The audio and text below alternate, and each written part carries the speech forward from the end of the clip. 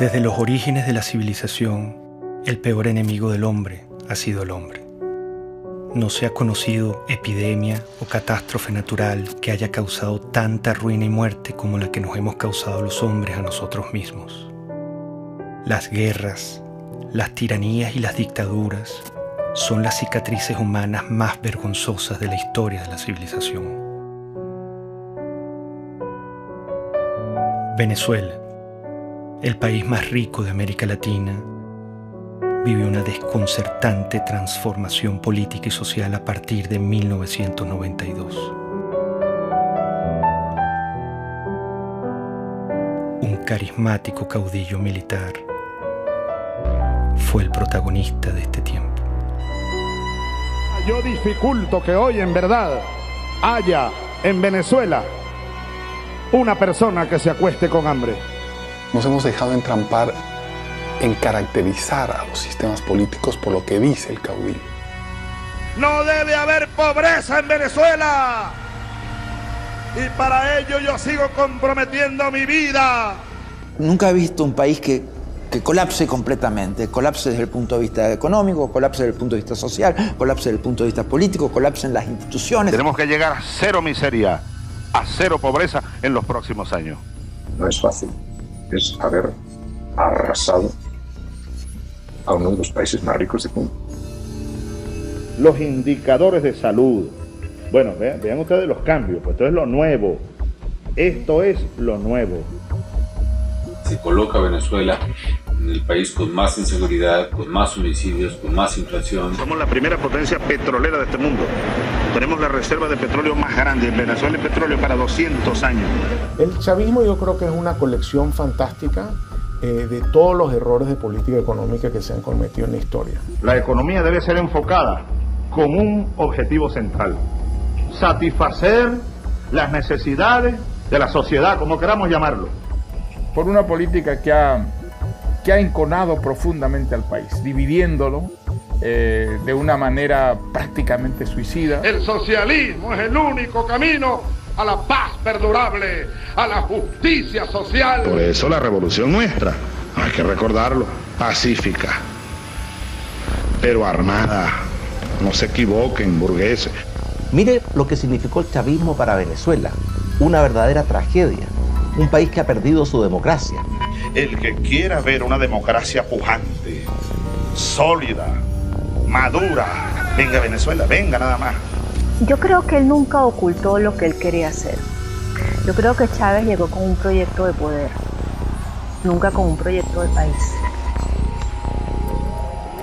Fuimos las víctimas de una peste ideológica que nos pisoteó, que incendió la piel de nuestro pueblo, que calcinó y enmudeció a nuestra Venezuela.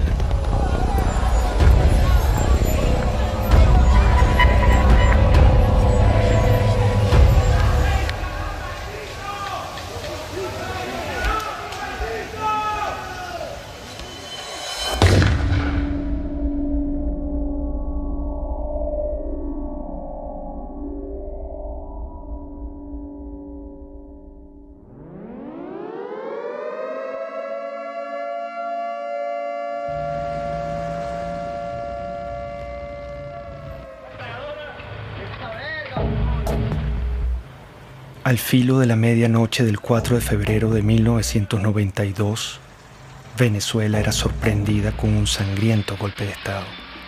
Un grupo de militares intentó asesinar al presidente Carlos Andrés Pérez para hacerse del poder. La ira militar latinoamericana se volvía a pronunciar.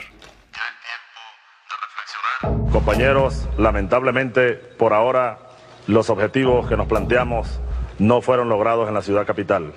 Es decir, nosotros acá en Caracas no logramos controlar el poder. Ese no fue su primer discurso. Su verdadero discurso lo había pronunciado horas antes con una refriega de balas y de tanques. Aquel militar había disparado su delirio de poder sobre la cabeza de Venezuela. Había herido de muerte a la democracia. Bueno, Chávez representó un retroceso para Venezuela.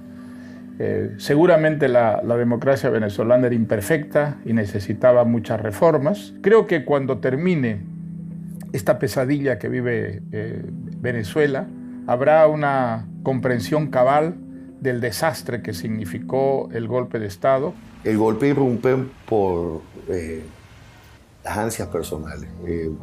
Ellos argumentaron que había un problema social, que ellos venían a hacer justicia.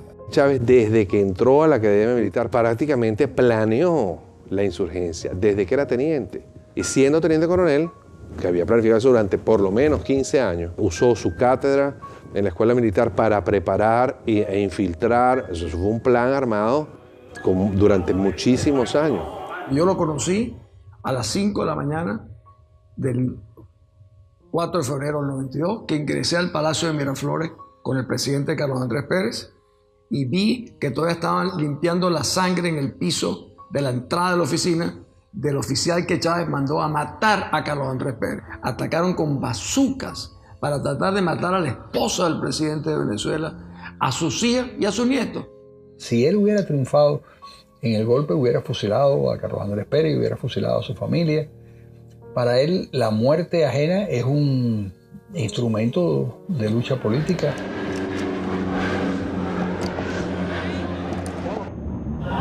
Este es un boletín extraordinario de El Observador. Ustedes pueden observar en este momento cuando uno de los aviones Bronco intenta lanzar cohetes exactamente en este momento está cayendo uno de los cohetes cerca del palacio. En estos momentos, señores, ustedes pueden observar cómo acaba de caer un cohete cerca del Palacio de Miraflores. Parece que una de las partes del Palacio de Miraflores sí sufrió bastantes daños, uno de los muros. Yo fui días después del 4 de febrero a Miraflores, vi todas las balas en todos lados. Después me tocó ser ministro durante el 27 de noviembre, donde vi los asesinatos en el Canal 8, el set de crímenes que cometieron también ahí. Era el regreso del golpismo a Venezuela, era el regreso del militarismo, que tanto daño nos han hecho, tanto el golpismo como el militarismo. Hugo Chávez, como tantos otros tiranos, asaltaba la historia dando 2 golpes de Estado. Centenares de venezolanos asesinados, la mayoría de ellos con disparos en la cabeza, marcaban el principio de una era. Lo volaron. Rafael Caldera fue uno de los fundadores de la democracia en Venezuela. Fue presidente y senador vitalicio. Al día siguiente del golpe de Estado, su enemistad con Carlos Andrés Pérez y su propia soberbia lo hacían justificar la matanza.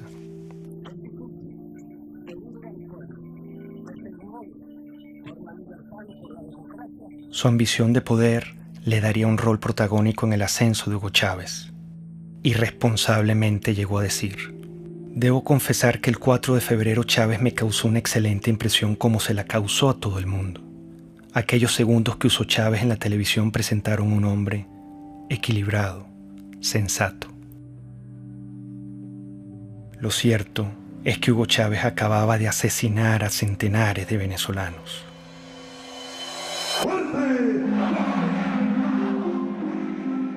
Con la finalidad de conformar un movimiento político que logre conquistar la presidencia de la República, el comandante Hugo Chávez, uno de los líderes de la asonada militar del 4 de febrero del año 92, se incorporó hoy a la vida cívica luego de que el presidente Rafael Caldera le otorgó la libertad. Esta generación militar que tomó el camino del sacrificio, se forjó en el Fuerte Tiuna, en los cuarteles militares, va a demostrarle a los politiqueros venezolanos cómo se conduce un pueblo hacia el rescate de su verdadero destino.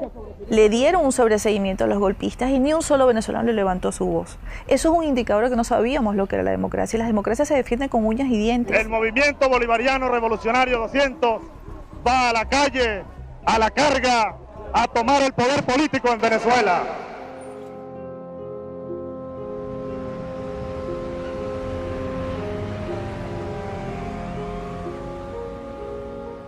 La democracia generó oportunidades, expectativas que implicaban un enorme desafío para las instituciones políticas y económicas. Y no se dio con la velocidad que estos millones de venezolanos que salían de la pobreza y que emergían en una vibrante clase media quería seguir ascendiendo y aspirando. Hugo Chávez entendió que había un pueblo muy desilusionado, que estaba harto de los políticos de siempre, que estaba harto de las oligarquías de siempre, que estaba harto de las élites de siempre. Puso en el centro de la conversación nacional a un grupo humano muy importante de los venezolanos que habían sido excluidos. El año que viene se ve esto horroroso y gracias a los gobernantes, que es lo que nos han llevado a este extremo.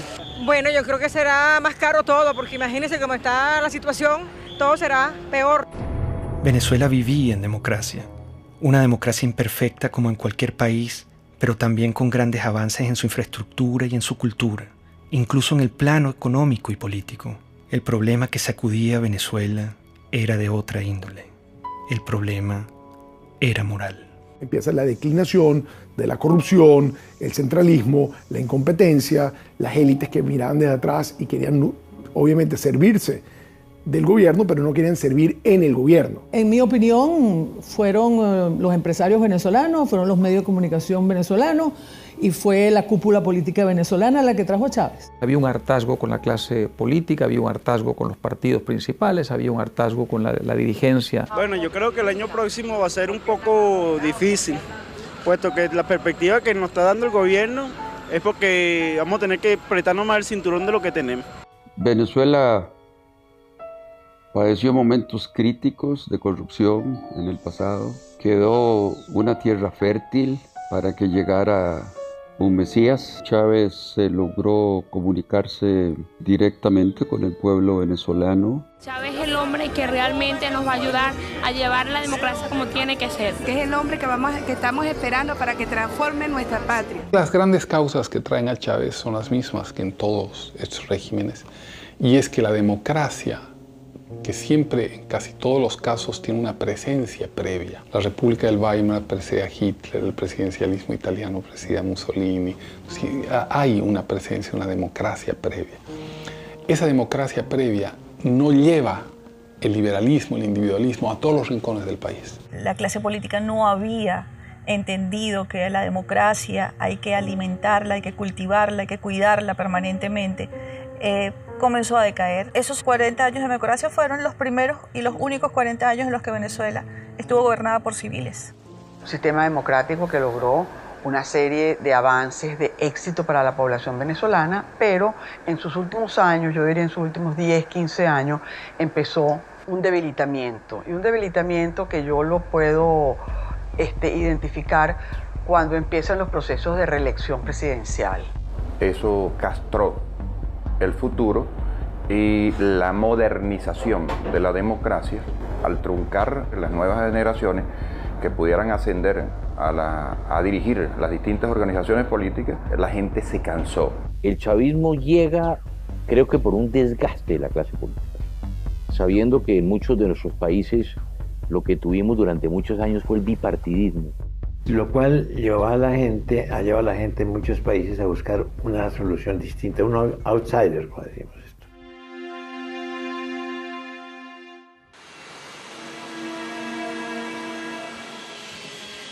Hugo Chávez apenas salía de la cárcel viajó sospechosamente a La Habana, Cuba. Fue recibido con honores de jefe de Estado por Fidel Castro. Ahora, nuestro homenajeado de esta noche, el comandante Hugo Chávez. Cuba es un bastión de la dignidad latinoamericana y como tal hay que verla y como tal hay que seguirla y como tal hay que alimentarla. Y lo hizo.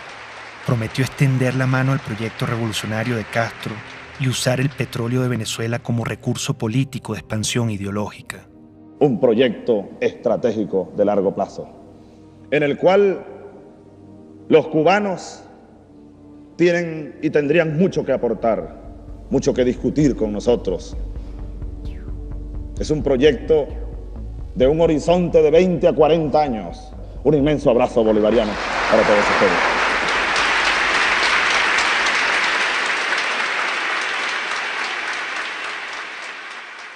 20 años más tarde, todo estaba claro. ese era el Chávez que no quisimos ver ni escuchar. Hugo Chávez es una creación de Castro en un país que tiene el momento adecuado.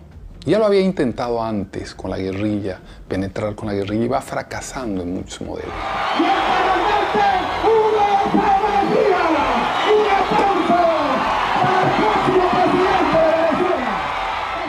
Llegó a Venezuela y se lanzó a la presidencia de la República. Recorría el país en su Volkswagen rojo para mostrar que venía del pueblo. Los venezolanos pronto olvidaron al militar asesino.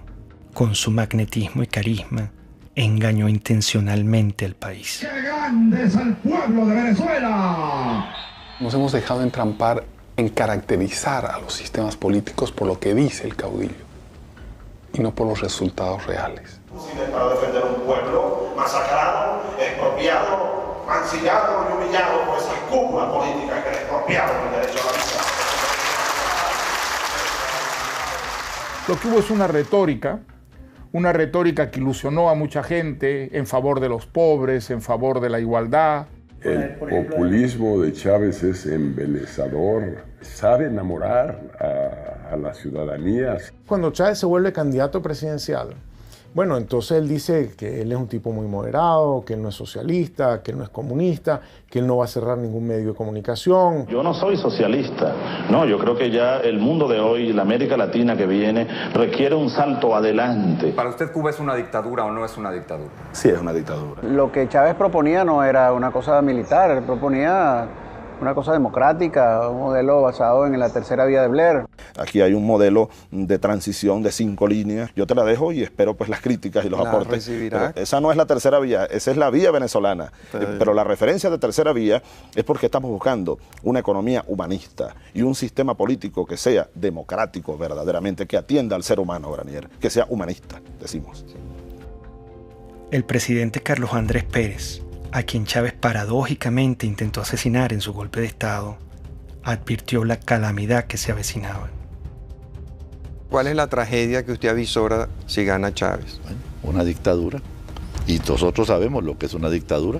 Aquí no hay ley, aquí no habrá derecho de expresión, aquí las cárceles se abrirán para quienes no estén de acuerdo con ese gobierno, no se le permitirá a nadie disentir, y todos los problemas que hoy vemos y que queremos acabar, los problemas de corrupción, los problemas del poder judicial, todos se harán más graves aún. Hugo Chávez Frías, 2.794.062 votos, 56.23%. Excelente, excelente, porque es la recuperación de los valores, es la recuperación de la dignidad también de la patria. Bueno, feliz, contento por el triunfo de nuestro comandante para que mejore nuestro país.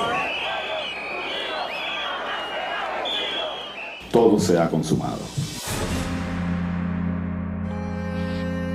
Chávez. El militar traidor y asesino llegó al poder. ¿Cómo lo permitimos? ¿Estábamos tan mal como sociedad? ¿Qué nos pasó?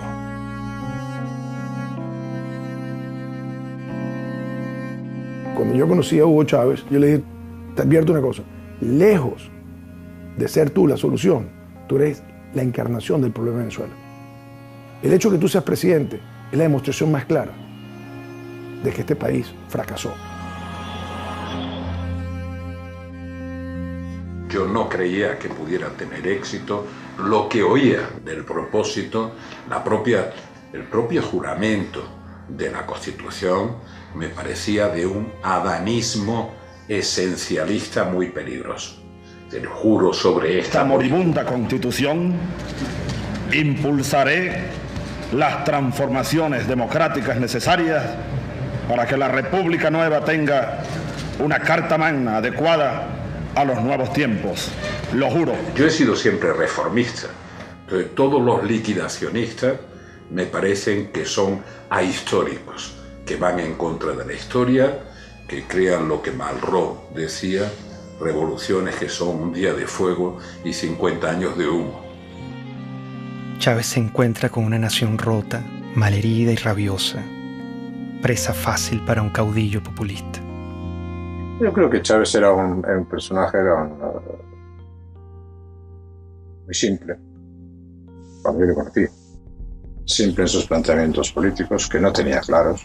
Quería un cambio en Venezuela, pero no sabía exactamente muy bien hacia dónde. Chávez, el líder o el payaso o el cómico o el político, saca de la tumba a ese Drácula que causó tantas millones de muertes y tanta pérdida de valor en el siglo pasado, y lo desentierra y lo pone a caminar precisamente en nuestra América Latina y destroza Venezuela. En México se dice que no hay pillo que no sea simpático, ¿no? Y yo creo que Chávez es una perfecta descripción de eso. Por lo menos era muy simpático. No quiero abundar en la parte del pillo. Siempre lo que quiero y mi palabra es la ley.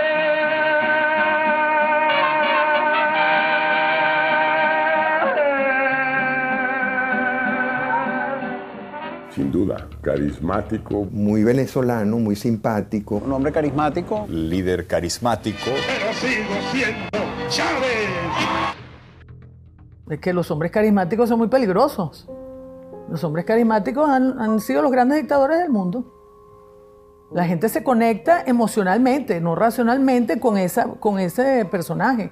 Había en él atributos que ayudaron a hacer de él una figura populista muy lograda. Evidentemente había una capacidad oratoria o retórica, pero con un poder de seducción muy notable. Había en él también una lectura intuitiva, no creo que intelectual, pero sí intuitiva, de un amplio sector de la sociedad venezolana. Eso es muy importante en un caudillo. El idiota. Nosotros fuimos tan ingenuos, casi podría decir entre paréntesis tan idiotas, que pensamos que ya se había desaparecido ese personaje en los años 90. El idiota con toda su mitología, con todo lo que... Resulta que el idiota reapareció enterito, exactamente con todos los dogmas. Somos pobres porque los países ricos nos explotan, porque nos pagan mal nuestras materias primas y se enriquecen. Somos pobres por la oligarquía, toda esa tontería. El capitalismo siembra odio. En el capitalismo impera el odio. Fue evidente de un inicio democrático a cómo se fue separando ideológicamente, cómo se fue convirtiendo en una propuesta que no es ni siquiera de sustento ideológico, sino populismo puro, afán de poder, de controlar, de tener, de dominar, de mandar.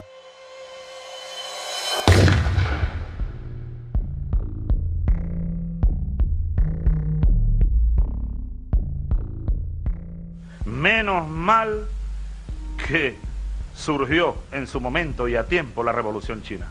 Menos mal que existió Mao Zedong. Al chavismo lo define muy bien la necrofilia ideológica, que es una manera que yo estoy utilizando para describir este amor apasionado por ideas muertas, por ideas que han sido probadas en un país una y otra vez y han fracasado, ideas que han sido probadas en otros países y también fracasan, y sin embargo las abrazan y las adoran y las tratan de seguir impulsando a pesar de que tenemos toda la información de que no funcionan. El chavismo es el rescate de unas ideas mezcladas en una ensalada anacrónica que pasan por el marxismo, por las teorías de Engels, por el libro rojo de Mao, el verde de Gaddafi, Simón Bolívar, todo mezclado. Esta revolución, así lo digo como cristiano, es profundamente cristiana. ¡Viva Cristo el Redentor! De izquierda, derecha, centro, maoísta, centroísta, no sabemos qué es lo que es. Por algunos dicen que yo soy pastor evangélico. Palero, santero, católico, cristiano. Marxista no soy porque no me formé en el marxismo. Es una nueva forma de caudillismo militar. Y también soy marxista. Es muy confuso en su formulación porque es capaz de mezclar una figura como la de Bolívar con un pensamiento de fondo aparentemente marxista. Es tremendamente confuso, es una nueva forma de populismo. El hombre desde siempre había sido un comunista. Entendía qué es lo que tenía que decir o no decir en cada momento para que, digamos, su mensaje calara en una mayoría de turnos. Venezuela tiene un gran potencial siderúrgico y debe ocupar cada día más mejores puestos a nivel mundial, a nivel americano. Cuando ya empezó a tener, digamos, la sartén agarrada por el mango, entonces se quitó todas las caretas y mostró su verdadera faz. Y si insisten, le quitamos los camiones y los convertimos en transporte de alimentos, chicos. Se lo damos a los consejos comunales.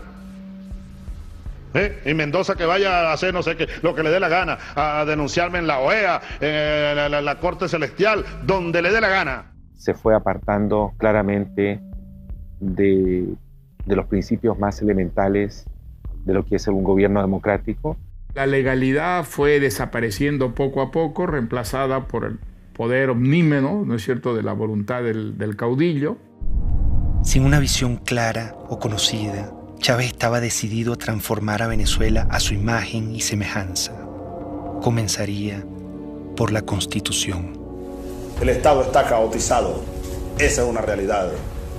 Para transformar el Estado necesitamos urgentemente una Asamblea Nacional Constituyente. No hay otra alternativa. Con la Constituyente del 99, Chávez empezó a mostrar su talante autoritario y personalista. El mismo militar que había dado 2 golpes asesinando a centenares de venezolanos se empeñó ahora en aniquilar la única república civil y democrática que habíamos tenido los venezolanos. No vayan, compatriotas, ustedes a cometer el error que cometieron los que habitaron esta casa durante 40 años. Y ya no les pertenece. Eso hay que recordarlo. Esta casa, desde hoy, es la sede de la Asamblea Nacional Constituyente. Como un pésimo augurio de lo que iba a venir, el mismo día de la votación ocurrió la catástrofe natural que hoy recordamos como la tragedia de Vargas. Si la naturaleza se opone, lucharemos contra ella y la haremos que nos obedezca.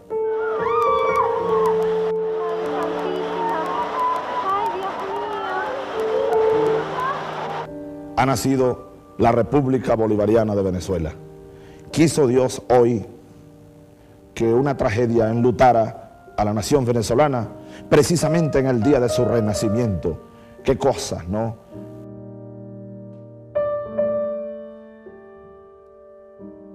El drama que se vive en el estado Vargas es definitivamente inarrable. No se conoce las personas que perdieron la vida en esta implacable tragedia natural. El drama no finalizaba. Chávez rechazó la ayuda humanitaria ofrecida por los Estados Unidos y profundizó el horror y la tragedia. Vargas era un bastión desde el punto de vista geográfico, geopolítico, porque es la entrada del país, es el puerto, es el aeropuerto. Y si se sembraba una recuperación por la vía estadounidense, pues yo iba a ser la imagen más notoria de lo que implicaba la recuperación de Vargas.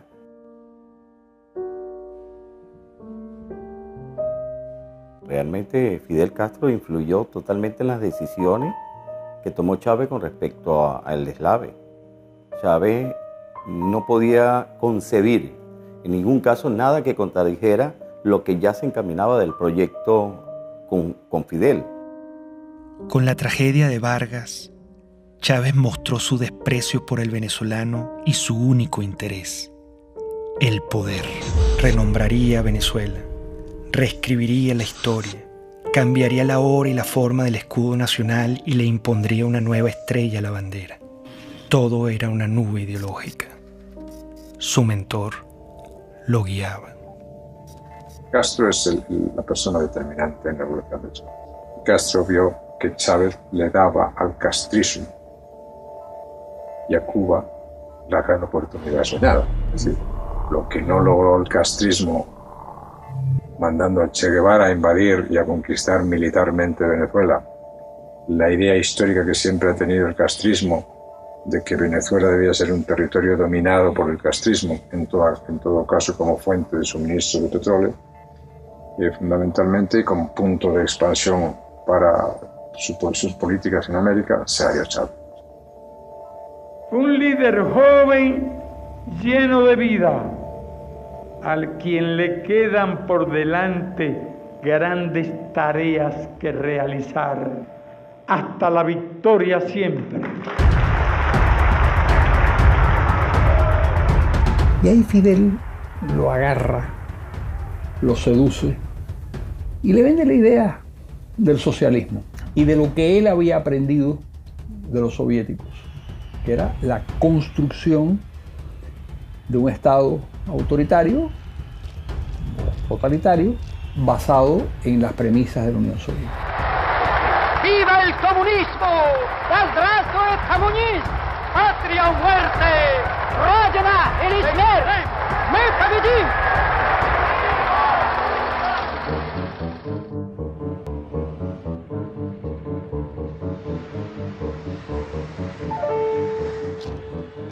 Venezuela se vestía de verde oliva, se convertía en un cuartel.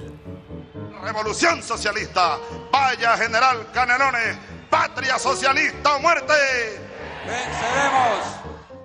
La figura de teniente coronel es, digamos, la primera vez que tiene autonomía para comandar tropa. Por eso se le dice el comandante. Es netamente de una misión de tropa, de dirigir tropa, de ordenar a la tropa y de llevar a la batalla militar a la tropa. Los movimientos totalitarios de izquierda se meten en tu cuarto. No puedes ir a comprar lo que te da la gana, no puedes educar a tu hijo como tú quieras, no puedes viajar, no puedes tener tus documentos, no te permite tomar ninguna decisión libremente. Él dijo, la revolución es pacífica pero no pendeja, porque los tanques, los aviones, los fusiles y los cañones de las Fuerzas Armadas están al servicio de la revolución. Porque de ahora en adelante tendremos generales, almirantes, oficiales y tropas revolucionarios, antiimperialistas, socialistas y chavistas, para que les duela más. Yo era presidente de PDVSA, hablé con él sobre el tema y le dije, caramba, presidente, mire, me preocupa mucho lo que usted dijo, porque las Fuerzas Armadas no están al servicio de ninguna parcialidad política. Las Fuerzas Armadas están al servicio de la República y la revolución es una parcialidad política. Ellos no entienden que al definir la Fuerza Armada como chavista le están atribuyendo una parcialidad política a un grupo que es armado de toda la sociedad venezolana. O sea, nosotros tenemos partidos políticos en Venezuela y un partido político que está armado con el ejército. Chávez gastaría miles de millones de dólares en armamento militar. Si tomamos en cuenta que desde 1830 las armas venezolanas solo han sido usadas contra venezolanos, el peligro era inminente.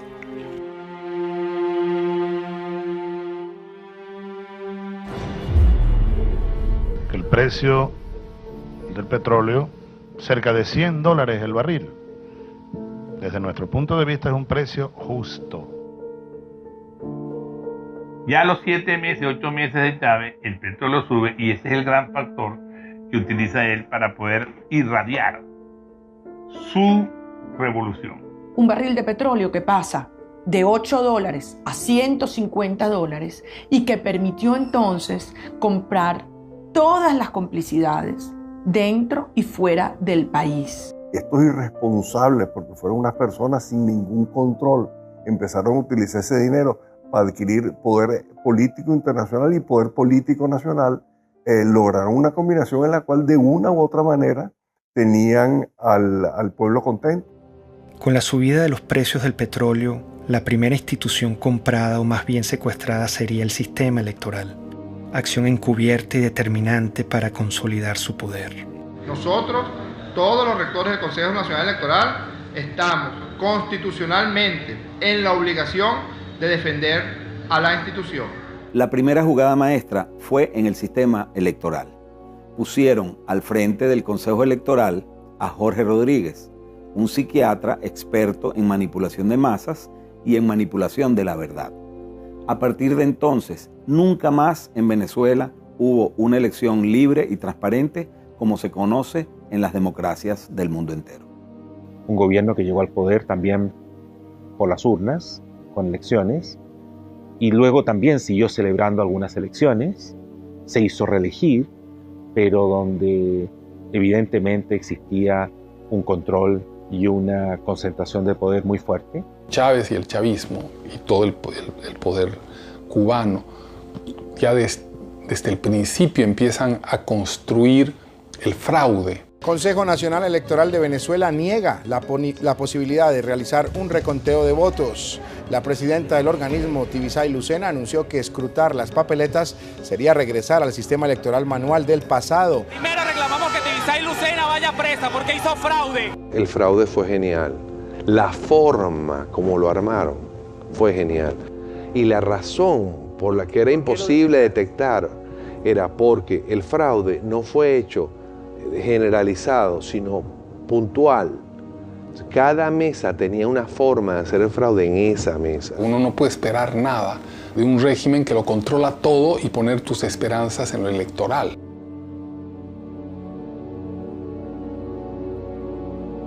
La lucha geopolítica iniciaba. Chávez intenta adueñarse de la Compañía de Petróleos de Venezuela, PDVSA. Necesita su dinero para consolidar su poder. Esa élite de PDVSA ha pasado la línea. Entonces yo anuncio lo siguiente. Anuncio la destitución, despido de las siguientes personas. El 11 y 12 de abril del año 2002 fue consecuencia de su intento de radicalización al mandar 50 leyes que nadie había discutido, al confrontar la autonomía de Petróleos de Venezuela, al radicalizar su posición con respecto a lo que era un equilibrio político en el cual, digamos, la gente pensaba que habían ciertas normas de convivencia. Yo no tengo problema de rasparlos a toditos si a toditos hubiera que rasparlo. Ante el autoritarismo chavista, la gente no se quedó tranquila. El 11 de abril, Chávez había pretendido tomar control arbitrariamente de PDVSA para concretar su proyecto hegemónico latinoamericano. Frente a esto, millones de venezolanos salieron a las calles a protestar como nunca antes se había visto en la historia de Venezuela. Que prosigamos pacíficamente nuestra marcha a solicitar la renuncia del presidente de la República. Canal 2 se llama, como todos sabemos, Radio Caracas Televisión. El canal 4 se llama Venevisión. Y el canal 10 se llama Televen. Esos tres canales están en este momento fuera del aire. ¿Hasta cuándo? No sé.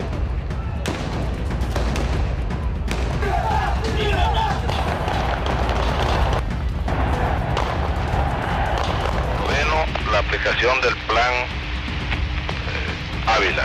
Y el primer movimiento que vamos a hacer es la columna del batallón Ayala. Muchos manifestantes fueron asesinados.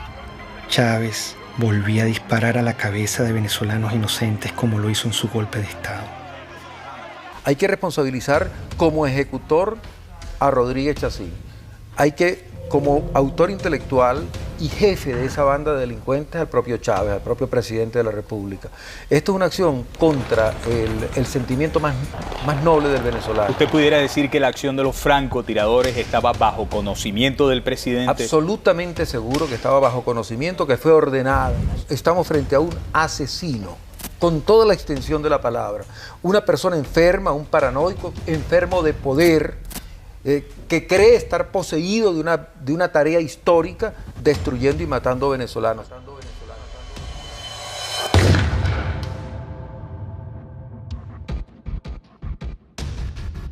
La certeza de que el país estaba encaminado hacia los peores pasos posibles me llegó el 11 de abril de 2002, porque era un país en el que el odio, el resentimiento y la violencia se habían enseñoreado ya, y se habían enseñoreado desde el poder contra la ciudadanía. Y esto va sobre todo a los empresarios nacionales, los productores nacionales. Algunos andan metiéndoles miedo que si yo les voy a quitar la tierra que tienen, las vaquitas que tienen, no les vamos a quitar nada, les vamos a dar. En Venezuela murió el productor agropecuario Franklin Brito, quien se encontraba en huelga de hambre por defender sus tierras en el estado de Bolívar. En todo momento el Estado venezolano utilizó todo el poder del gobierno para torturar a mi papá, para mantenerlo preso en un hospital militar. Mi papá ya iba a cumplir 9 meses en un hospital militar contra su voluntad. Chávez inicia un circo de expropiaciones y asaltos a la propiedad privada. En aquella casita que está allá vivió Bolívar recién casado. Esa casita que se ve ahí con 2 balcones. Y ahí lo que están en unos negocios, exprópiese. Él expropia y no produce y además quiebra a los que están produciendo. Si tratan de parar la producción, les expropio todas las plantas de procesamiento de arroz. Se las expropio, no tengo problema. No crean que les voy a pagar con dinero contante insonante. Si Chávez sobrevolaba en helicóptero una zona agrícola y Chávez se asomaba a la ventana y decía, ¿de quién son esas tierras que están ahí? Están bien buenas esas tierras. Bueno, al día siguiente esas tierras estaban expropiadas. Entonces ahora yo les digo, yo estoy interesado en comprar y vamos a nacionalizar el Banco de Venezuela. Empieza a hacerse el estado de la banca, de seguros, de industrias, sobre todo industrias de alimentos. Las va destruyendo y deja al pueblo de Venezuela sin comida, con el cuento de que el empresario es un hereje que no tiene virtudes. O sea, vuelve a un discurso muy antiguo, maniqueo, de buenos y malos. Que están explotando a la clase media sobre todo, porque ellos, los privados, casi no construyen viviendas para el pueblo. No, ellos siempre hacen es viviendas de alto costo para la clase media y la exprimen a la clase media, la exprimen. Cuando yo veo que Hugo Chávez Frías dice que comenzaría el proceso de expropiación, ya lo habían hecho con algunas empresas, y que había que atacar la empresa privada, y dije, ay, ¿qué es esto? Cambió el rumbo totalmente, pero el Hugo Chávez del 2000, del 98, ese no era el Hugo Chávez Frías, y ahí están todos millones de venezolanos, creímos en una esperanza. Esa esperanza se sepultó porque yo lo viví en carne propia. El daño económico que se le ha causado a la sociedad venezolana, que podría ser hoy día uno de los países más prósperos del mundo, después de haber tenido el boom de los precios del petróleo. Y sin embargo es un país que está arruinado, con un crecimiento negativo gigantesco, con desabastecimiento, con pobreza, con angustia, con desesperanza.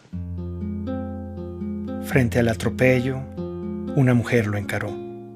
Por favor. ¿Cómo puede usted hablar de que respeta al sector privado en Venezuela cuando se ha dedicado a expropiar, que es robar? Este es el momento de darle respuestas al país, a las más de 180.000 madres y mujeres que en estos 13 años han perdido a sus hijos, a sus esposos, a sus padres, y a los cuales no se les ha hecho justicia. Esto es lo que yo hablé desde el fondo de mi alma, del corazón, del estómago. Yo estaba hablando por eso, por las más de 100.000 mujeres que han perdido un ser querido y que nunca le han ni siquiera pedido perdón o dado el pésame, de las amas de casa que ya se peleaban por un litro de leche.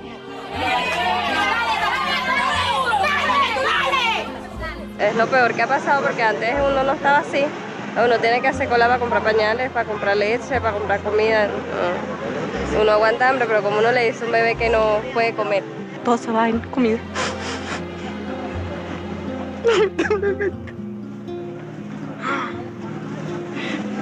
Estamos pasando trabajo.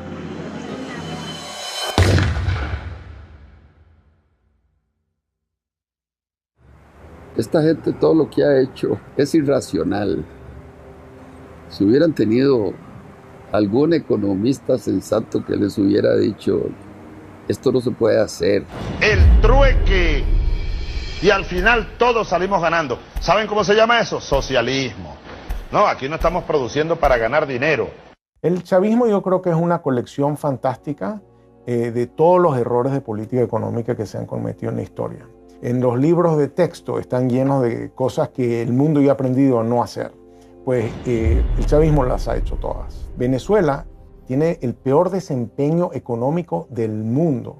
En este momento no hay país que tenga una caída del producto más grande que la de Venezuela, no hay un país que tenga la inflación más grande que la de Venezuela, no hay un país que tenga la escasez más grande que la de Venezuela.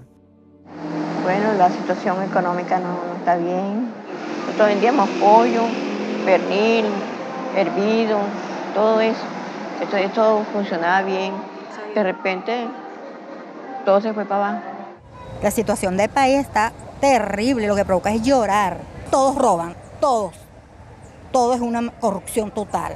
El chavismo es un fenómeno político difícil de explicar a quien no ha estado en Venezuela y a quien no lo ha vivido.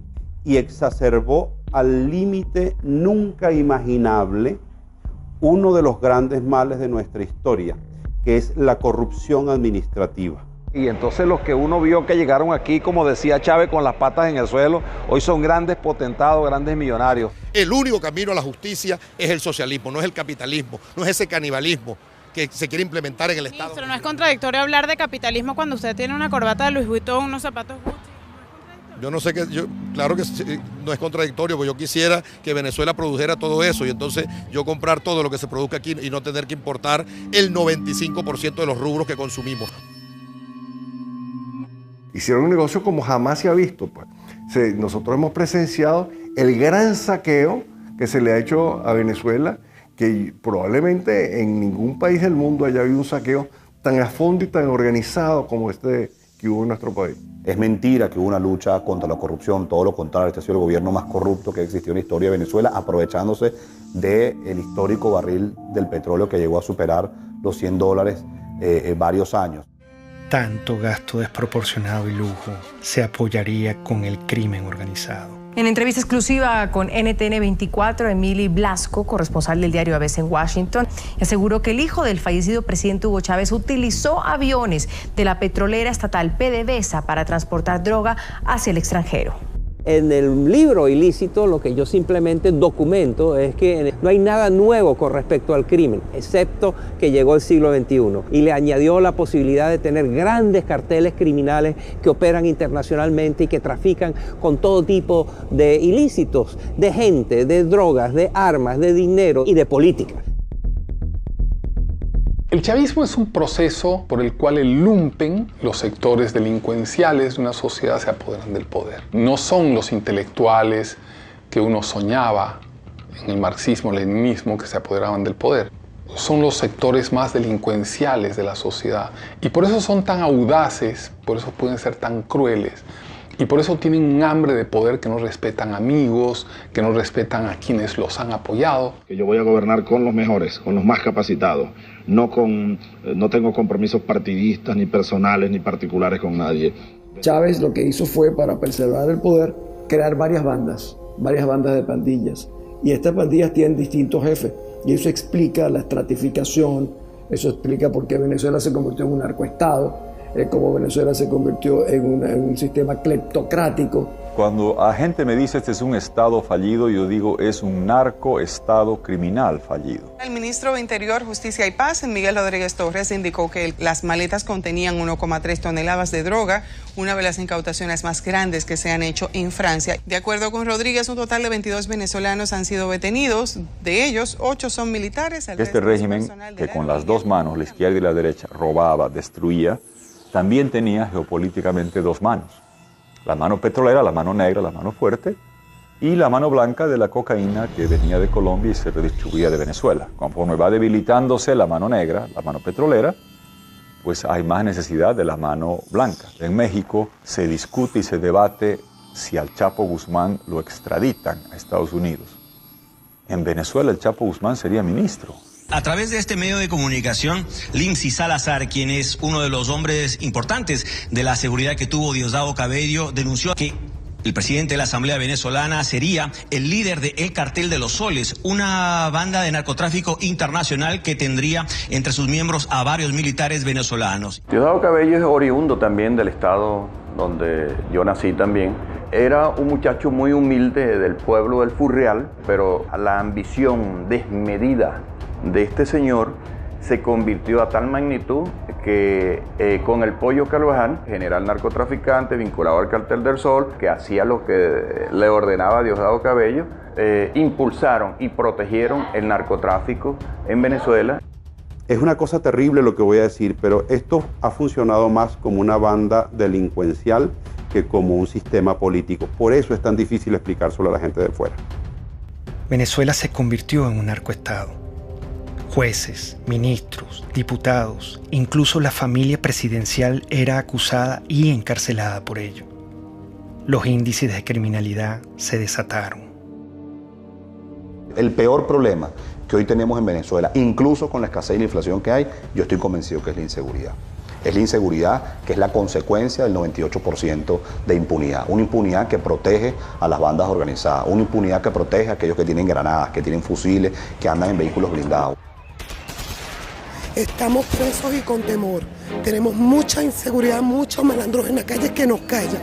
Y esto no puede seguir así. Que en el mes de marzo, en esos 30 días, en la morgue de Caracas, haya habido ingresos de muertos por violencia que se equipararían a las muertes por violencia de un año de la España de 46 millones de habitantes, es aterrador. Y el ritmo sigue aumentando. El peor legado de Hugo Chávez son los cientos de miles de muertos que han hecho no solamente que familias enteras se enluten, sino que millones de personas dejen Venezuela. La gran parte de la inmigración venezolana no es una inmigración económica como la que empezamos a ver ahora. La gran parte de la inmigración venezolana es una inmigración presa del pánico de vivir en una sociedad absolutamente enfrentada y donde se mata por odio. Ante la absoluta impunidad, el pueblo tomó aterradoramente la justicia con sus manos.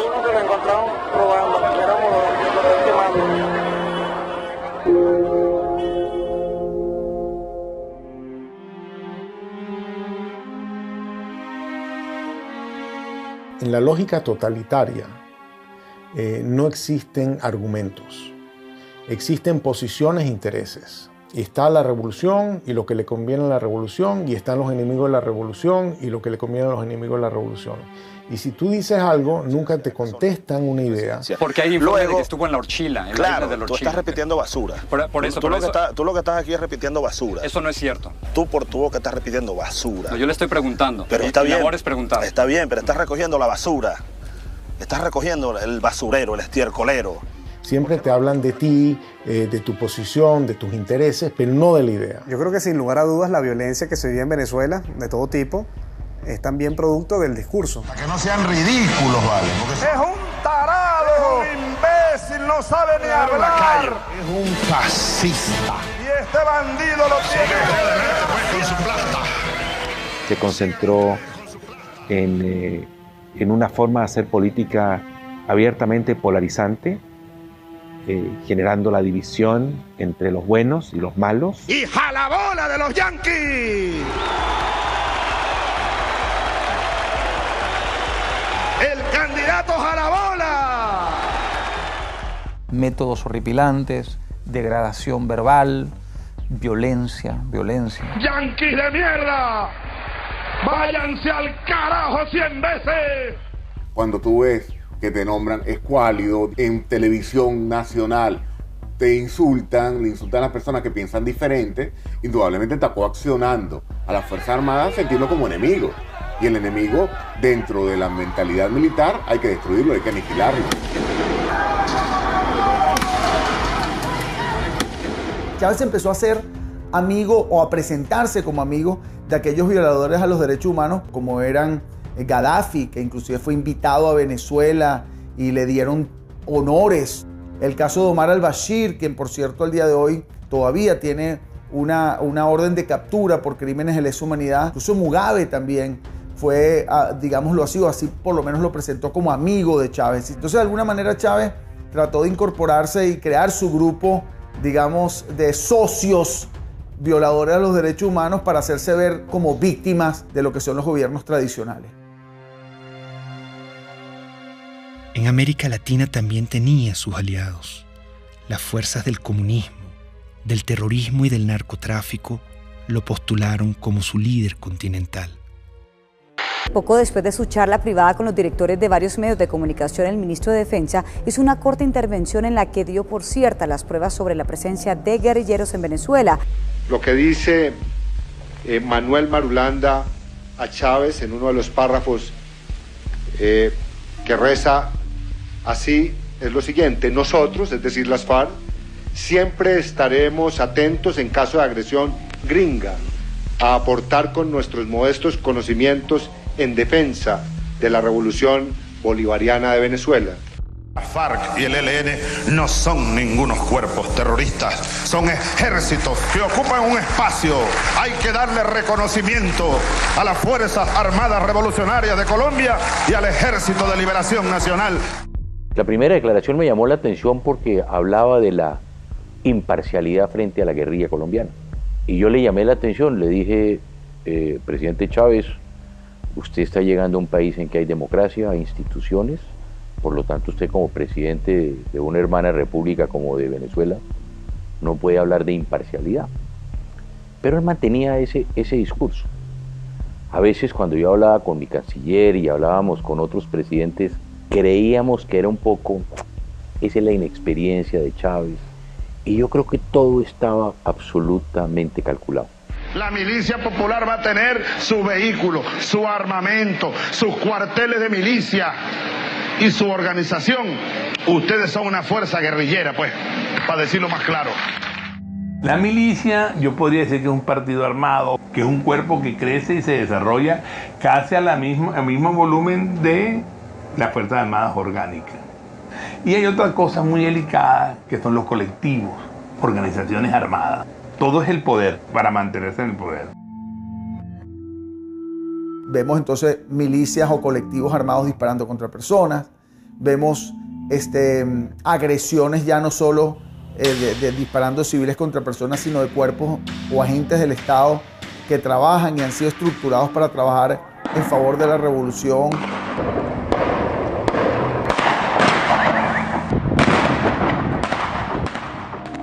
Se dispuso controlar hasta la última conciencia. No quería críticas. La libertad de expresión también debía ser pisoteada. Hay un señor por ahí, de esos representantes de la oligarquía, que quería ser presidente de la oligarquía.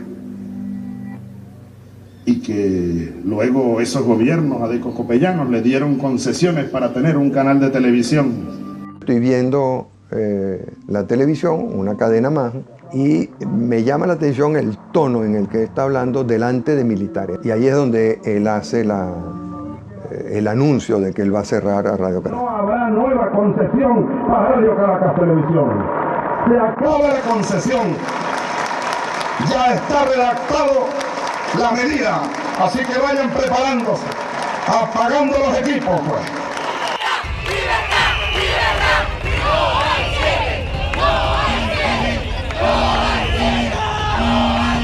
La idea no es el cierre de los canales de comunicación, es más apertura, la fuerza de las ideas y el apoyo a la democracia del pluralismo. Pero no nos van a cerrar la conciencia y nos van a cerrar el corazón. El presidente Hugo Chávez ratificó que este domingo a medianoche sacará del aire a la cadena Radio Caracas Televisión, una medida criticada internacionalmente como un acto de censura. La única forma en que la concesión no termine es que el domingo 27 a medianoche Hugo Chávez no sea presidente de Venezuela. En el fondo era querer controlar los medios de comunicación, que eso fue lo que lo llevó a diseñar esta cosa de la hegemonía comunicacional y ir cerrando la libertad de expresión hasta que queda un pequeño espacio. Y una vez leí que los jóvenes hacen política desde la indignación, ¿no? Yo creo que lo que nos motivó en el 2007 fue la indignación. Es como que vimos que se metieron en nuestra casa, te apagaron la televisión, ese momento fue muy dramático cuando se acabó la señal, fue algo que se metió en la vida de uno, no era tanto si Chávez era popular o no, sino que era ilegal y era inmoral y estaba malo y era inaceptable que decidieran por ti. No podemos ser ajenos a lo que pasa en el país, no podemos vivir en un cuadrito, libertad de expresión y estamos en la calle. Me motivó a mí en 2007, o lo que me llevó a dar un paso al frente para colocarme en la vanguardia, fue especialmente la libertad de expresión y muy específicamente el cierre de RCTV.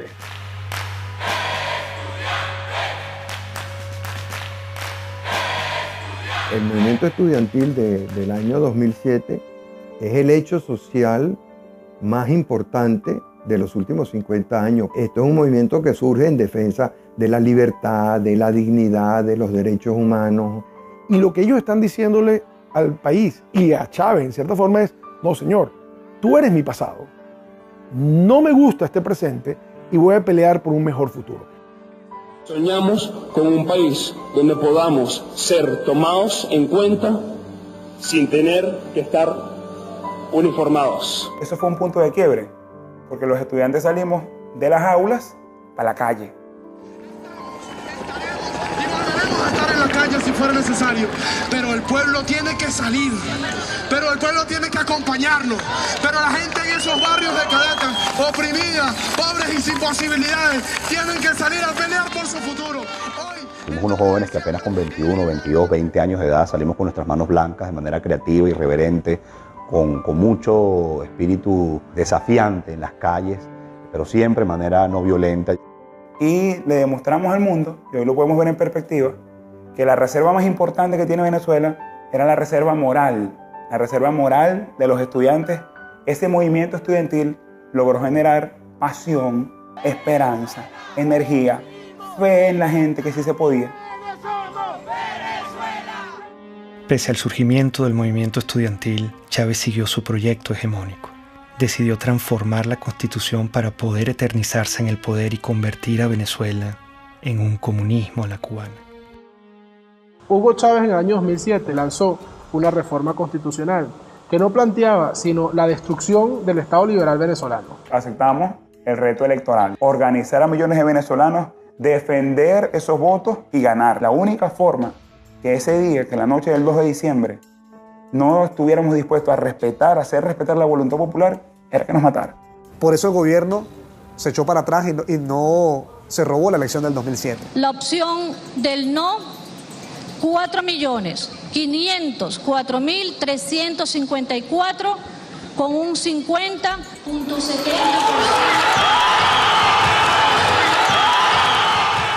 Hay un quiebre de ese proceso político.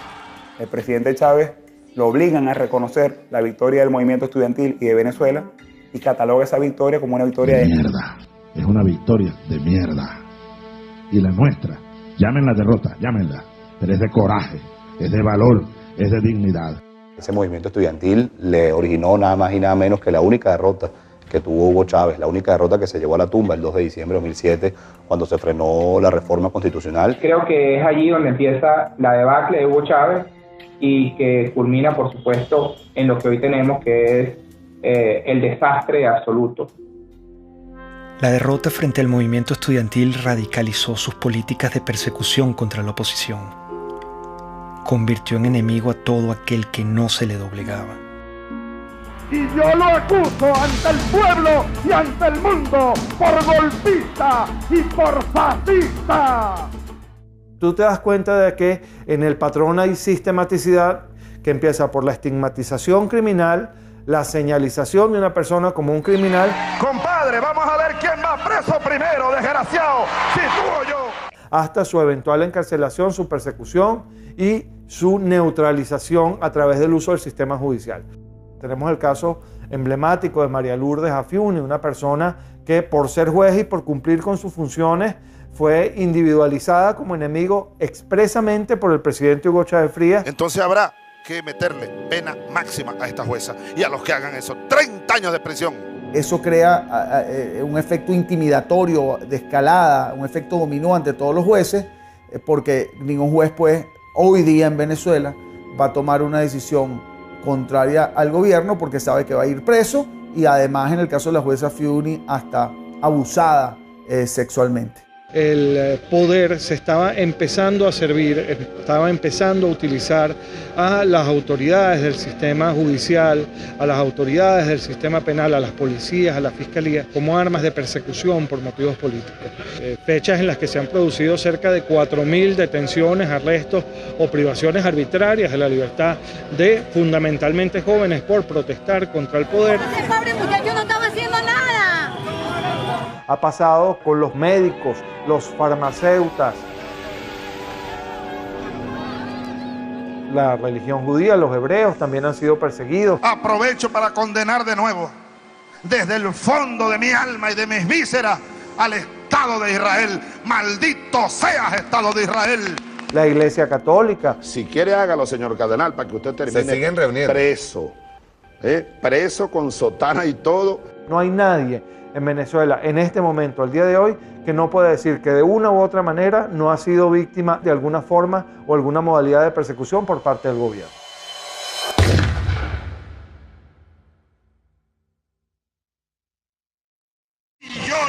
acuso de contrarrevolucionario y hay que barrerlo del mapa político venezolano. A mí me acusaban de todo lo que le acusaban.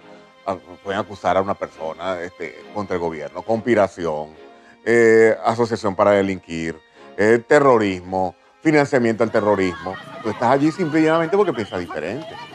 Simple porque te conviertes en una amenaza. Y al convertirte en una amenaza eres su enemigo. Y al convertirse en su enemigo te tienen que aniquilar, bien sea moralmente o hasta físicamente. Esta lucha, hermanas y hermanos, es por todo el pueblo de Venezuela, que hoy está sufriendo cola, está sufriendo escasez. Los jóvenes no tienen empleo, no tienen futuro por un modelo equivocado. Leopoldo es un servidor público que ama lo que hace, que es servir a la gente. Hoy está encerrado precisamente por eso, porque es bueno. Este gobierno lo que ha hecho es perseguir y dividir a los buenos. Persiguen lo que funciona, dañan lo que funciona, lo que es el verdadero venezolano. Primera autoridad civil es Antonio Ledesma en Caracas. Y se presenten 120 y tantos hombres que el modo como se llevan a Antonio Ledesma es para hacer una película. El ejercicio del terror como mecanismo de poder. ¿Por qué está Leopoldo López preso? ¿Por qué está preso Antonio Ledesma? ¿Por qué? Porque el mensaje que transmite la revolución es muy claro. El líder político que ordene una movilización de calle, no importa lo que sea, va preso.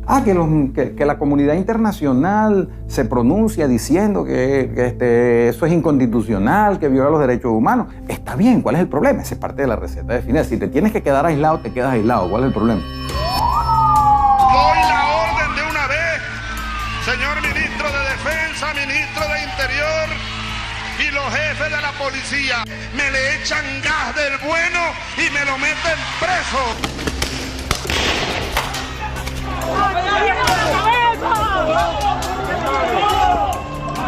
Chamo, están matando a gente, loco. ¡Lo mataron, lo mataron!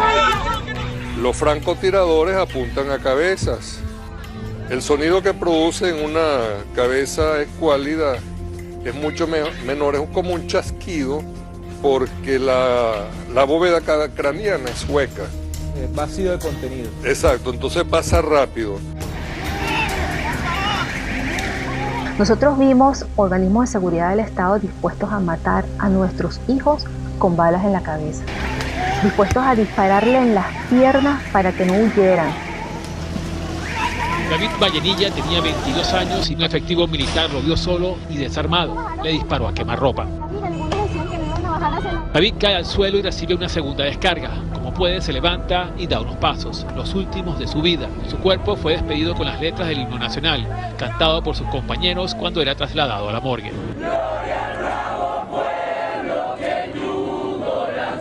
Es la segunda muerte de un manifestante que es asesinado por militares delante de cámaras de televisión en menos de una semana.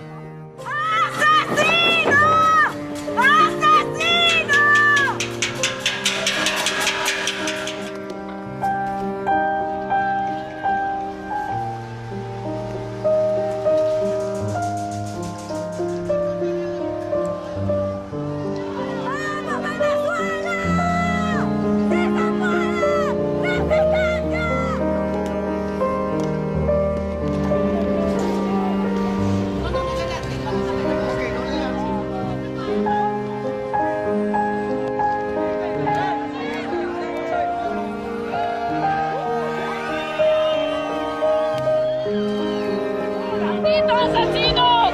¡Viven en el barrio! ¡Nosotros! ¡Viven con nosotros, malditos asesinos!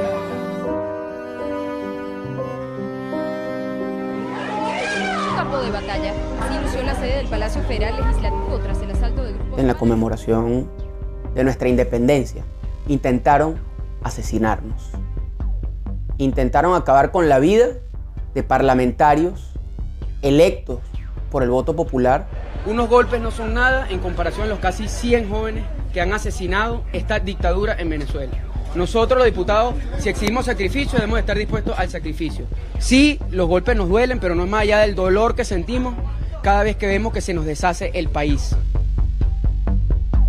La tortura ha sido en Venezuela sistemática porque Hugo Chávez hizo un guión con sus organismos de seguridad del Estado que todos siguieron los mismos funcionarios, los mismos métodos para lograr lo mismo, que es el control social, para castigar al disidente, para causarle más daño. No solamente estás preso, sino que además te torturo. Y bueno, los nuevos métodos de tortura, que son las torturas blancas, ¿no? Que se implementan en la llamada tumba.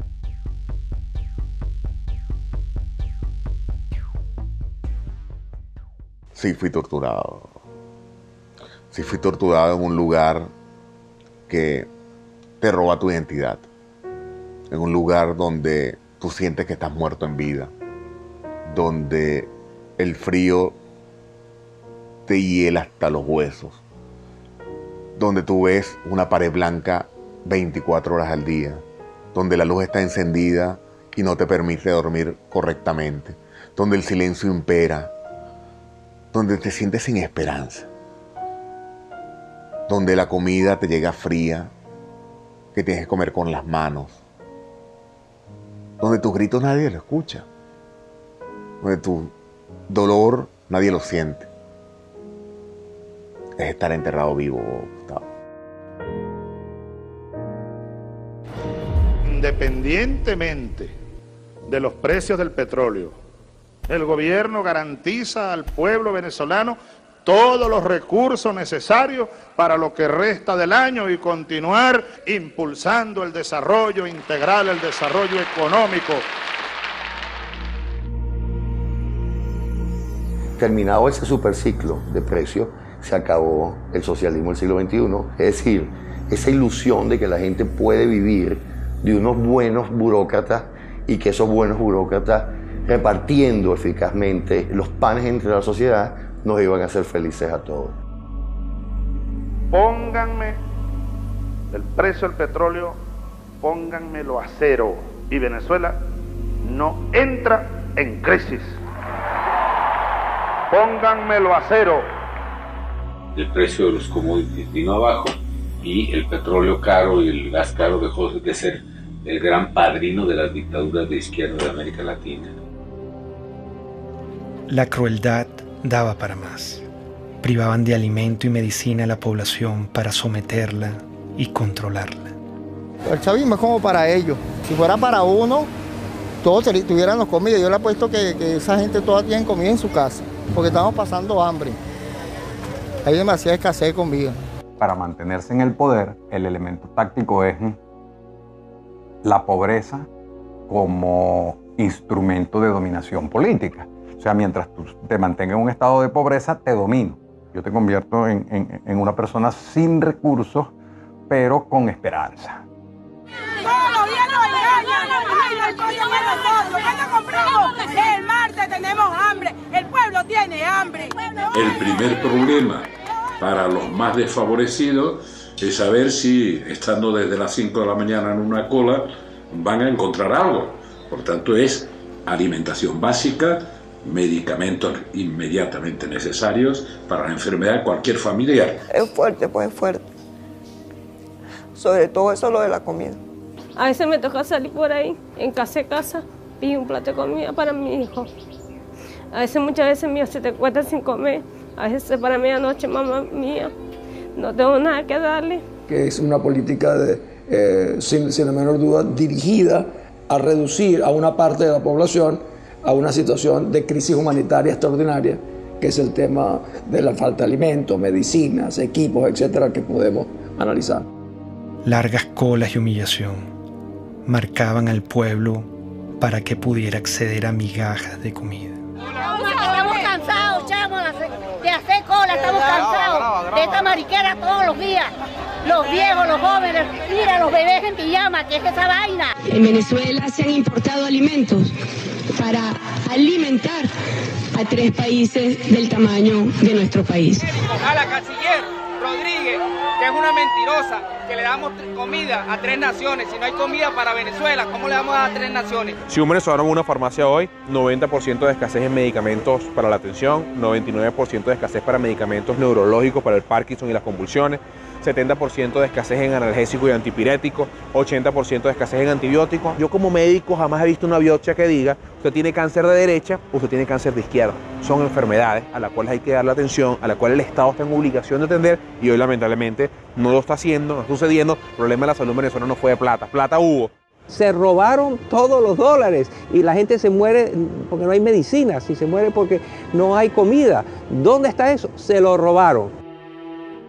Es la impotencia de ver cómo la gente a mi alrededor se está muriendo por hambre, por falta de medicina, por oxígeno en un hospital. 18 años que un régimen, porque esto no lo puedo llamar yo gobierno, destrozó el país. Se olvidó del pueblo y se olvidó que ese pueblo los puso en el poder y se olvidó que ese pueblo tiene necesidades.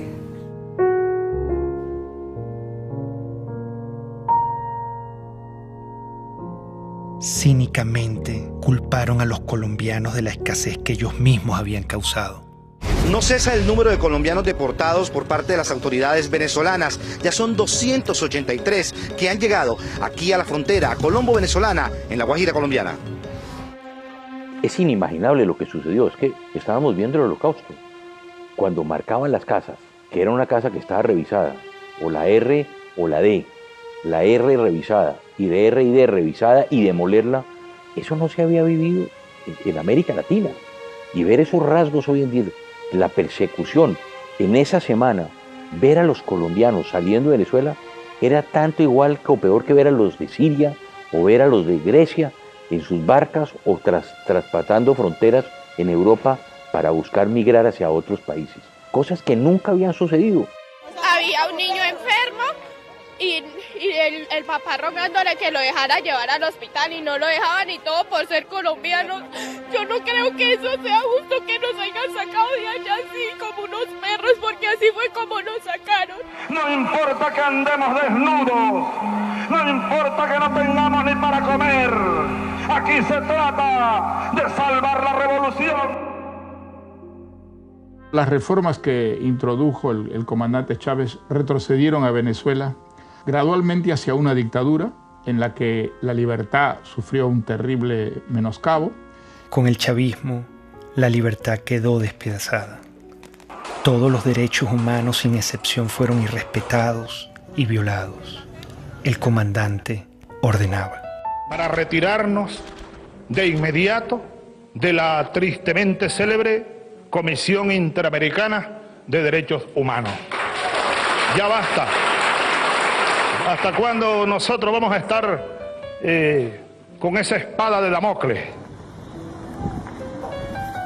A lot of dictatorships are very similar, and basically what you need in a dictatorship is to keep the very small number of people happy. That means that you're keeping a lot of people unhappy.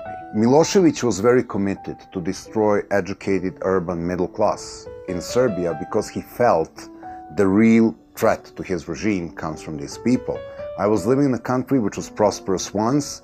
I ended up seeing people standing in the lines for bread, seeing parents desperate but because they can't keep the medicine or, you know, the food for their own kids. You see the stores in Venezuela now, they remind me painfully on my childhood. I have an impression of the government that doesn't really care about the people. It's super happy being in their little corrupted circle. And I mean, they don't even look at the street. They live in some kind of the parallel world. El chavismo intentó plagar con su ideología al mundo. Una bacteria ideológica se inoculó en Latinoamérica y poco a poco fue creciendo hasta que se desarrolló en una peste. Es la peste del siglo XXI. Es una enfermedad muy peligrosa porque es una enfermedad que ha cundido, yo te diría, hasta los huesos a un grupo importante de la población que no va a desaparecer. Conquistando una relación, yo diría, en muchos casos parasitaria, de gobiernos, algunos caribeños, otros de Sudamérica y Centroamérica. ¡Sí se puede! ¡Sí se puede! En muchos casos es la de Podemos. Podemos es una amenaza real para la democracia. Estamos hablando de personas chavistas comunistas que quieren acabar con el sistema democrático. Ser demócrata es expropiar, aunque os duela. ¿Qué es lo que haría un gobernante decente? Expropiar. A los bancos que están acaparando viviendas les expropiaría y las pondría en alquiler social. Recordemos que la influencia económica de Venezuela, por ejemplo, cómo logró comprar conciencias, comprar voluntades, comprar adhesiones usando los petrodólares. Algo de eso hubo en Chile, pero afortunadamente no logró penetrar a la sociedad chilena. La sociedad chilena tiene muy claro que Venezuela es una tragedia. El que es chavista, no es que es like, o la mitad sí, la mitad no. Si eres chavista, chico, eres chavista, ¿vale? Si estás con Chávez, estás con Chávez. Si no estás contra Chávez. El chavismo se ve a sí mismo como la consagración de la salvación de Venezuela, como la segunda independencia. El chavismo se percibe así. El tiempo llegó y es para siempre. Chávez ya no soy yo. Chávez es un pueblo. Chávez somos millones. Tú también eres Chávez, mujer venezolana. Tú también eres Chávez, joven venezolano. Tú también eres Chávez, niño venezolano. Tú también eres Chávez, soldado venezolano. El caudillo es igual al partido, es igual al país, es igual a la historia, es igual al futuro. Entonces, él constituye las instituciones, la historia, la moral. Y en ese proceso de concentrar todo, es un tipo que no da ningún beneficio al país. La pregunta es cómo es posible que un país tan rico como Venezuela haya caído en la situación que ha caído como consecuencia del chavismo. Pero también la pregunta podría ser muchas otras. ¿Cómo es posible que la Alemania, que era la gran nación avanzada en la literatura, en las ciencias, en la cultura, en la música, cayera en manos de una banda criminal que llevó al mundo a una guerra terrible y fue autora de un genocidio, los nazis, espantoso? Chávez empezó a convertirse en un traidor a la identidad venezolana. Empezó a cubanizar a Venezuela y empezó a introducir conceptos políticos que no forman parte de nuestra cultura. Yo creo que ese fue el gran error de Hugo Chávez. Creo que en la cima del poder se perdió y en la cima del poder adquirió unas ideas completamente desvinculadas con la sociedad. Comenzó, por tanto, y de inmediato, otra serie de estudios especiales que confirmaron la existencia de un tumor abscesado con presencia de células cancerígenas. Hugo Chávez pidió al pueblo venezolano respaldar al actual vicepresidente Nicolás Maduro en caso de una ausencia total que lleve a la nación a convocar unas nuevas elecciones presidenciales. El mandatario aseguró que Maduro es el hombre que puede continuar con el llamado socialismo del siglo XXI. Si algo ocurriera, repito, que me inhabilitara de alguna manera, mi opinión firme, plena como la luna llena, irrevocable, absoluta, total, ustedes elijan a Nicolás Maduro como presidente de la República Bolivariana de Venezuela. Yo se los pido desde mi corazón. Nicolás Maduro. Su único atributo conocido fue que era su guardaespaldas, su chofer, su compañero más cercano e íntimo. Maduro, ¿quién es? Es un don nadie, no hay la pasión por Venezuela, solo tiene una encomienda del moribundo que le dijo: no me le aflojes a la revolución bolivariana. Me visitan las mariposas. Debe ser que me reconocen como un mariposón. Multiplicarnos, así como Cristo multiplicó los peces. Portugal y Venezuela, estamos en el mismo continente. Se ve que la influencia de los cubanos fue determinante. Maduro es el hombre formado por los cubanos, Maduro es el hombre cercano a los cubanos, y convencieron a Chávez, o Chávez se convenció de que ese era el sucesor y por eso lo nombraron. No pudieron nombrar a otro más competente, nombraron a alguien no tan competente por su cercanía con los cubanos. Recibimos la información más dura y trágica que podamos transmitir a nuestro pueblo. A las 4:25 de la tarde de hoy, 5 de marzo, ha fallecido el comandante presidente Hugo Chávez Frías.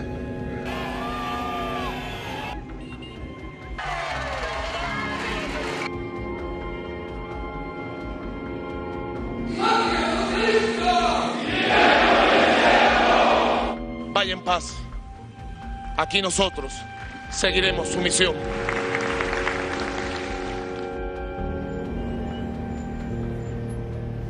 ¿Qué legado dejó?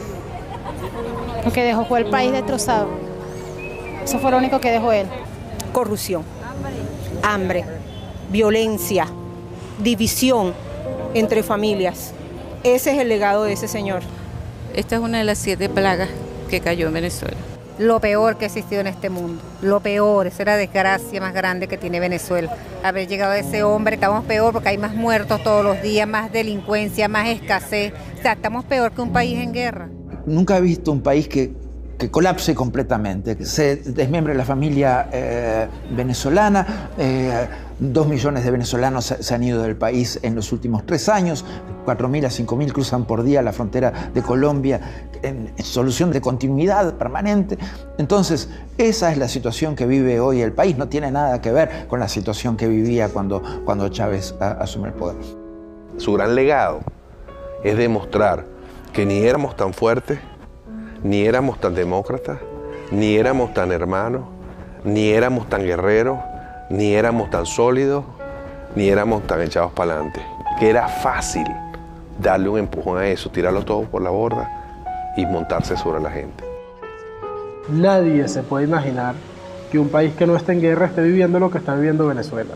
Ha destruido el sentimiento de pertenencia de los venezolanos como una unidad, como una ciudadanía compartida. ¡Estamos pasando hambre! ¿Puedes creer que esto sea justo, vale? El país cambió, la gente cambió, las miradas cambiaron. Ya tú en Venezuela no ves sonrisas, no ves alegría, ves indignación, ves frustración, ves miedo. Y eso lo vimos todos los días. Nos dañaron profundamente. Mire lo que significó el chavismo para Venezuela, una verdadera tragedia. Un país que ha perdido su democracia, donde no se respetan los derechos humanos, donde se persigue a los adversarios como si fueran delincuentes. Estamos en un país ahorita muy necesitado. Tenemos que comer comida de la basura. La situación que estamos viviendo ahorita es fea, ¿no? En el nombre de los pobres, de la justicia y de la paz, se ha cometido el crimen más grande en la historia de nuestro país. El crimen de lesa humanidad es un ataque masivo o sistemático a la población civil cometido por una organización, que puede ser estatal o no estatal, de acuerdo a un plan. La existencia de presos políticos, la tortura a esos presos políticos, la detención como instrumento político, la generación de violencia como instrumento político, la muerte de manifestantes u opositores. En todos los años del chavismo fueron 2.000 personas que fueron asesinadas, lo cual implica una utilización del asesinato como mecanismo de sujeción y de represión para sostener el aparato político bajo control. El artífice, el creador de la criatura, se llama Hugo Chávez Frías. Matar a una persona en Venezuela se llama homicidio, pero matar a todo un pueblo de hambre se llama chavismo.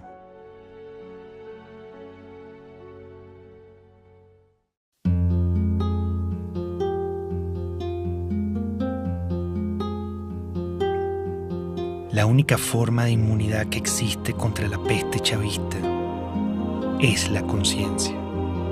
Mientras nuestro aliento sea capaz de empañar una lámina de vidrio, tendremos fuerzas suficientes para luchar por la libertad.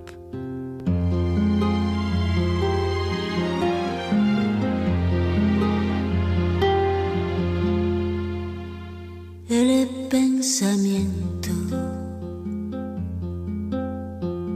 de un hombre de bien no podrá nunca encarcelar. Es luz, es luz,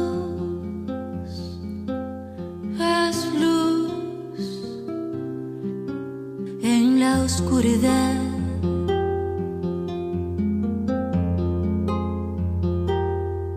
Dijo el poeta. supe ser que el destino es la libertad. Bala en el pecho,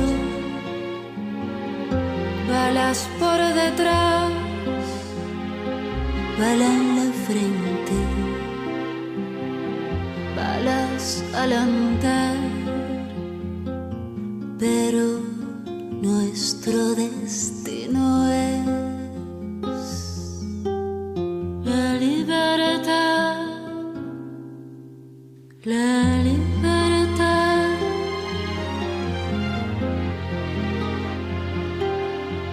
Todos los sueños